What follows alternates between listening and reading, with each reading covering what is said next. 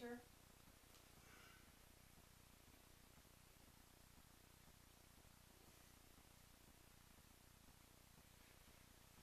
The corn is high in the fields, waiting to be cut down. Laborers are sharpening their scythes, gleaming crescents of silver honed to perfection in preparation for the awesome task at hand. Summer days are growing shorter, and the sunsets seem more brilliant. You want to follow the ebbing rays of light as the horizon claims them. You leave the fields. It is too late for working. The day is done, and the night begins to hover, descending upon you through the heavy, humid air. You enter the forest and follow a narrow, winding trail.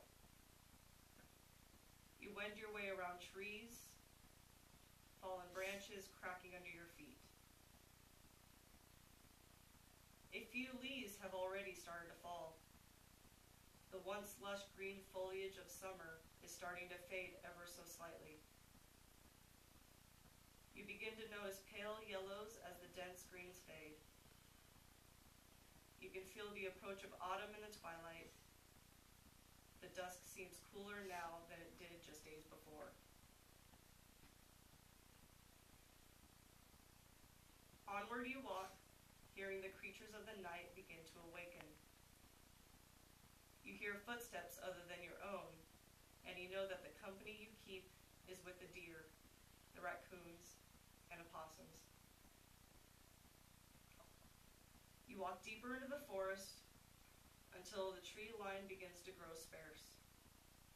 The sky is visible, and you see that the last rays of light are leaving the sky.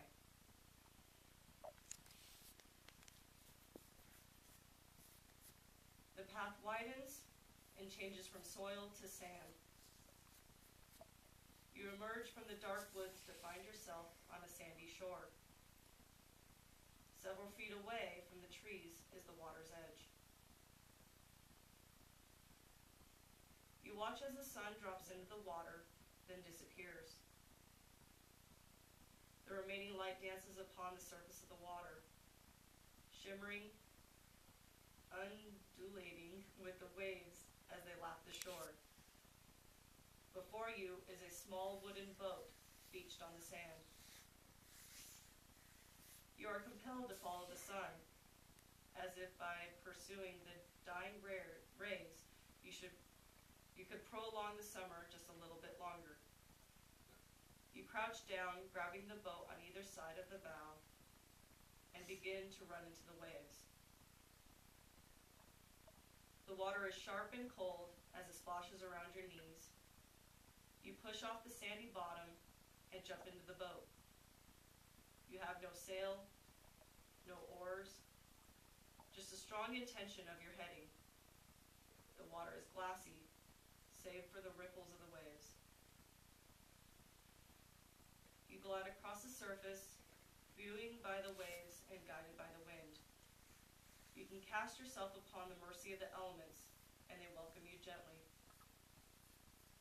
You pick up speed and feel the wind in your hair. The air tastes of salt. You hear the cry of a bird overhead as the last gull leaves the sky. Around you, a fine mist begins to gather. It surrounds you and impedes your vision. You begin to feel afraid. The light that you craved so dearly has left you. You begin to question your journey. What started as a delightful impulse now seems scary. You are alone in a drift on an open sea with no power to move by your own wishes. The mist has gotten so thick that you can scarcely see the bow of the boat. You cannot turn back. You are being pulled along in a journey that you initiated, but that now seems overwhelming, with no light to guide you and no end in sight, only a thick fog, which is no comfort at all. You sail along blindly, moving through great clouds, and suddenly you realize that instead of regretting your choice, which you cannot do anything about now, you should instead start to ponder your presence your present circumstance. Is anything hurting you? Actually, no. If anything has indeed happened to you, it has been minor. The source of your discomfort is only that you are right in the middle of the unknown. You left what was familiar.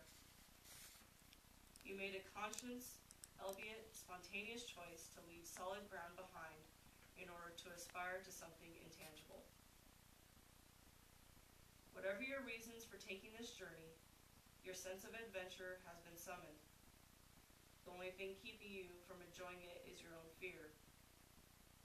As soon as you realize this, you smile. As soon as you smile, the mists begin to part. It is as if the bow of the boat is slicing through the fog, dispelling it as you go. But there is something more at work here. You have stopped. The mists rise, and you see that you have run aground. You plunge your feet first into the water, the dissipating mist swirling around you, and you notice that it was neither you nor your vessel that parted the mists. They are disappearing under the light of the sun. How can this be? Is it possible that you chased a sunbeam clear to the other side of the world? You can see all the way down to your feet through the clear water. Around your ankles are fantastic aquatic creatures, the likes of which you have never seen. Fish of unimaginable colors dart about. Languid seahorses propel themselves through the flourishing water plants. You step ashore and notice right away that this is no ordinary place. The subtle changes that you noticed in the forest are not present here. The trees are thick with leaves and heavy with fruit. Glistening red apples hang on every silver branch, ripe and large with colors so saturated they appear like gemstones. Flowers are strewn about.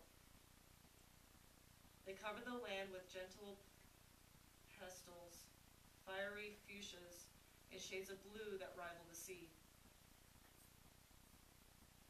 You look up to the sky. The blazing sun holds its place in the sky, a sky alive with color. You follow the arc of a brilliant rainbow across the sky, and you realize that you are on an island. On this enchanted atoll, there is no need for work or toil. The harvest is already gathered, but the fields are still teeming with life. You contemplate an ear of corn, so bright and yellow, it seems like the light of the sun itself is glowing from within the ripened kernels. You realize that the grain gathered at the harvest holds the promise for next year's crops. And in that instant, you realize where you are. You have found the land of all beginnings, the Isle of Apples. You have heard it called by many names. Hi Brasil, Idalathak, Ternaga, Nog. And you can scarcely believe you are here. Its beauty surpasses even your most incredible imaginings. It is as if you are living inside of a lucid dream. You feel so at peace, so very far beyond the grip of fear that plagued you on your journey. And you relax with the deep understanding that only by overcoming your fear was your passage granted. You walk across the vibrant land and curl up under a silver tree, the sunlight kissing your face. You close your eyes and take a deep breath. You decide to stay a while. A land of eternal youth and peace is your home.